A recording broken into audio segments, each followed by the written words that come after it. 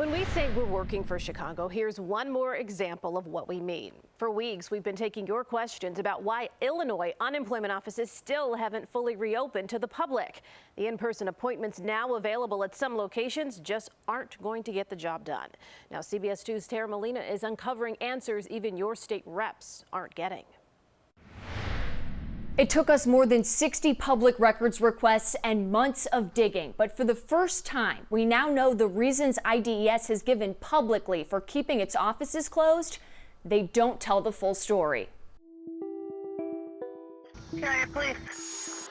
Yeah, this is security. I got the plate number of the car. It had a lady threaten to blow up the building. A bomb threat. They took us out of the parking lot and then they went down Elm towards Jefferson. Just one example of threats made to the Illinois Department of Employment Security in the last year and a half. With doors to this office and others locked for 17 months, while 4 million people lost their jobs. It was really hard. It's the first time I've ever been laid off. Laid off this spring. Welcome to the Illinois Department of Employment Security. She's called dozens of times for help with her unemployment claim. When you're on the phone, you're hoping it's being handled, and then 2 weeks go by, 4 weeks go by, 6 weeks go by, and it's still nothing's been done. It's fall, and Lori Sperano still hasn't seen a dime. My husband is on a pension. If he didn't have, a little part-time job, I would have lost my house. So many, with everything on the line. Why are the offices they rely on still closed? There have been literally physical threats that have been brought upon the people who work in IDS. What kinds of threats? Where? We asked over and over. State leaders wouldn't answer, citing pending investigations. So we filed dozens of public records requests with police departments across the state and IDES itself. That's how we uncovered what's really been happening inside and outside these walls. Got the plate number of the car. It had a lady threaten to blow up the building. Remember that bomb threat in Peoria? We learned about it while analyzing hundreds of police records, finding it's one of more than 50 security incidents at IDES offices in the last year and a half. The first, April of last year, shattered glass and graffiti at the Springfield office, back when 140,000 people filed for unemployment in a week alone. Fast forward, Ottawa, September 2020. Threats so serious, IDES sent this warning letter to a man threatening staff on the phone. He said he had nothing to lose. And this year, more bomb threats, people banging on doors, refusing to leave.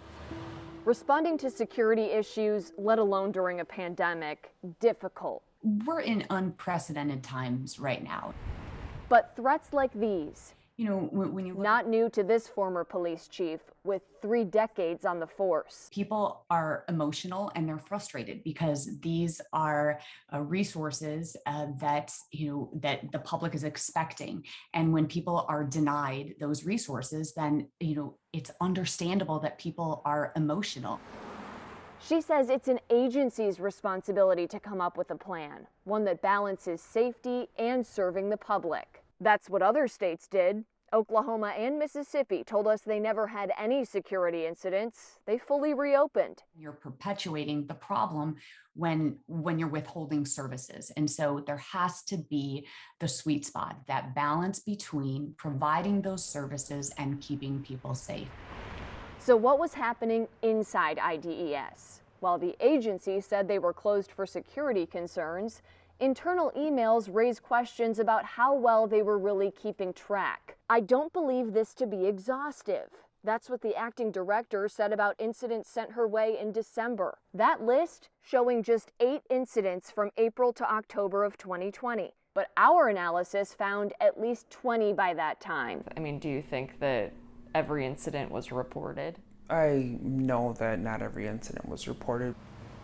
Their incident, a physical altercation in the parking lot. It was very frightening. This from an IDES employee who agreed to talk to us under the condition of anonymity. An individual did block my way from leaving the office. They did physically stop me from leaving.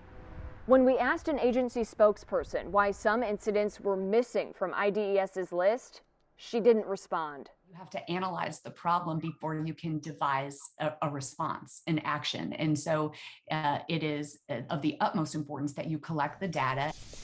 We're not the only ones who aren't getting answers. This is definitely my first time seeing any documented reports. State Representative Joe Sosnowski contacted IDES countless times with no answers before filing this formal resolution in May, calling for offices to reopen. It passed unanimously with bipartisan support.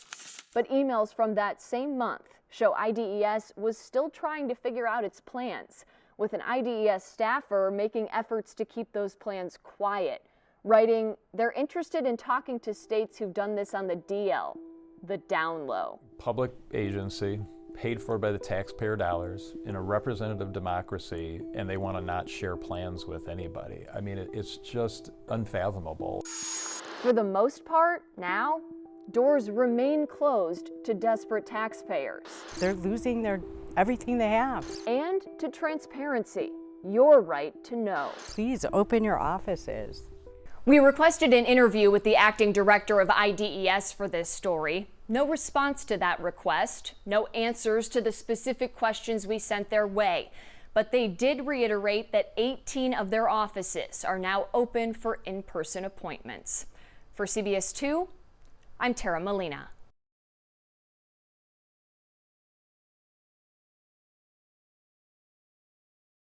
Still not open. I've joined you from outside IDES offices like this one for almost a year now. They've been closed that entire time.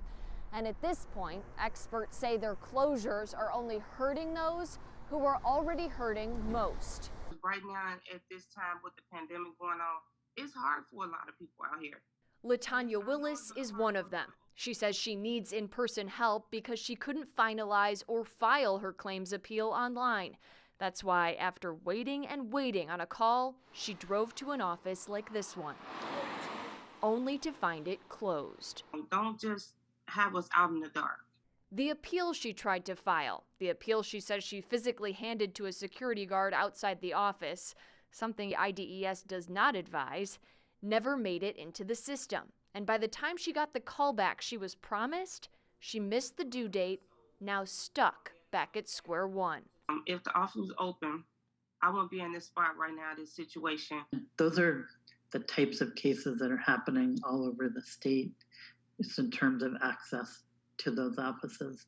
Enter Jeremy Rosen with the Shriver Center on Poverty Law. People are turning our way, and we don't actually handle these cases directly. They're involved now because at this point, the closures are hurting communities already hit the hardest by the pandemic. We think the people who are most being hurt are low-wage workers, members of the Black community, members of the Latinx community, people who are struggling the most. His voice now joining others on a state level, asking IDES to find a way to safely reopen their doors, like the Secretary of State's office and the Department of Human Services.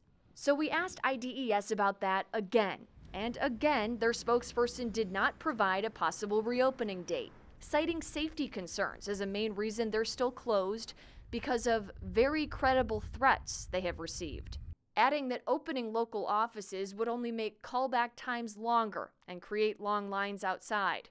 A line, she says, would be better than nothing. Open them up so they can do what they have to do for us. I asked that IDES spokesperson if there are any plans in place to address those safety concerns so offices like this one can open again. I was only told they'll open as soon as they're able. We got 30 virtual minutes with Acting Director Kristen Richards. Not enough time to address the hundreds of issues we've investigated since the bottom of the job market fell out a year ago, but enough time to get answers to some of the questions IDES hasn't answered on issues that are affecting so many of you. A year into the pandemic that caused millions in Illinois to lose their jobs, many then forced to wait weeks and weeks on help just to try to secure benefits they're entitled to. What's being done to fix this? Richards told me the call center is the major priority for IDES right now. We're viewing everything now through the lens of how do we increase that productivity. Our latest public records request shows there were 100,920 phone numbers sitting in IDES's queues, people waiting for a returned call, a lifeline to their benefits. She says that number is down to just over 100,000 now. For the first time, we did get an answer to another question. Why can't IDES open its offices? We are going to open our office as soon as it's feasible for us to do so. The timeline right now, Richard says later this summer, with plans to test out in-person service at locations before fully opening their doors. But we want to ensure that we are not creating a chaotic, unsafe environment for claimants that are visiting our offices. So we are going to do it gradually. I've lost my home, I've lost my vehicle, I'm behind thousands of dollars in child support. Now staying with a friend out of state, Jeremiah Lovelace met us virtually today to talk about the promised returned call from IDES that never came. He said, I promise you, myself personally, will call you back tomorrow at 11 a.m. After it's all updated, and I'll get you your back pay and we'll get this rolling again. He says that broken promise is what left him in this position.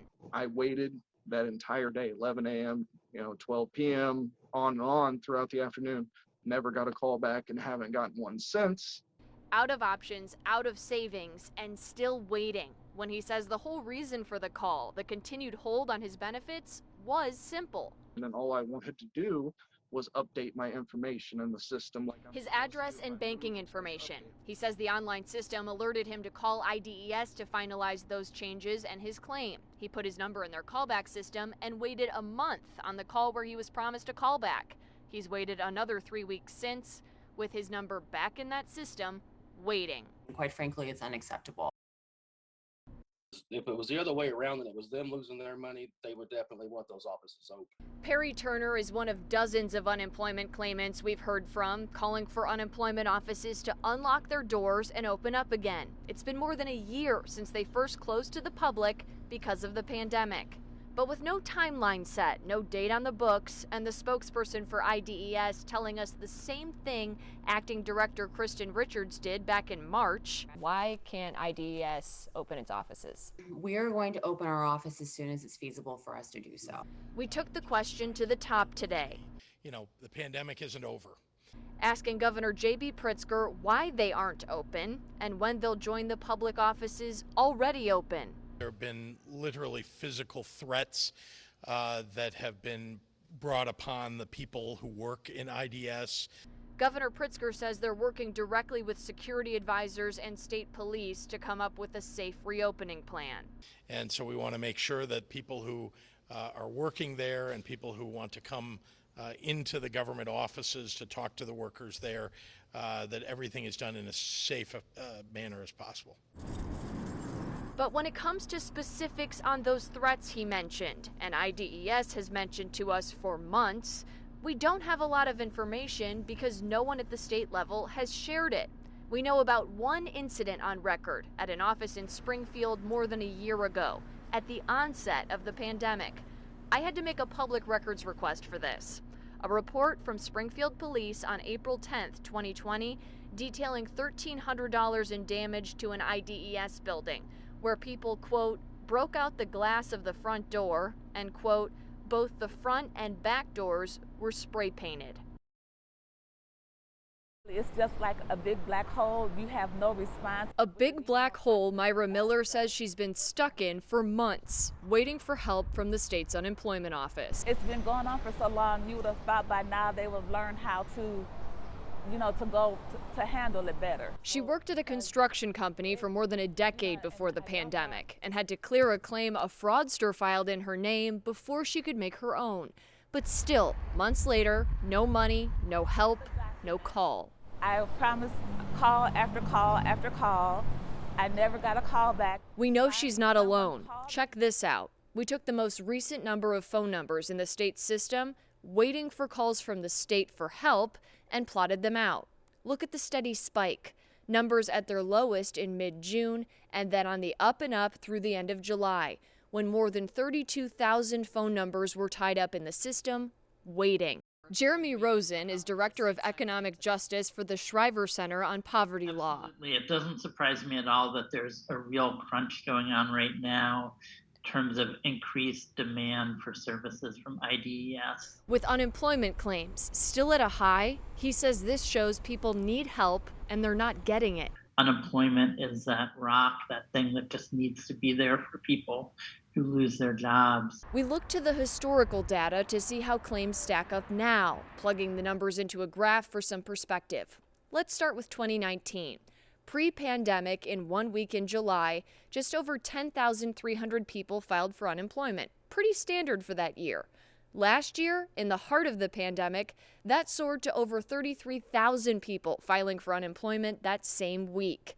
And while the most recent numbers, just released by the state, are much lower than that, nearly 19,000 last week, you can see they're still up significantly from pre-pandemic times. What this says to an expert? We need to get those offices reopened, and it needs to happen as quickly as possible. Myra Miller agrees. I think they're failing people. I think that there are a lot of people who probably hadn't gotten any resolution at all, or they don't know where to turn to.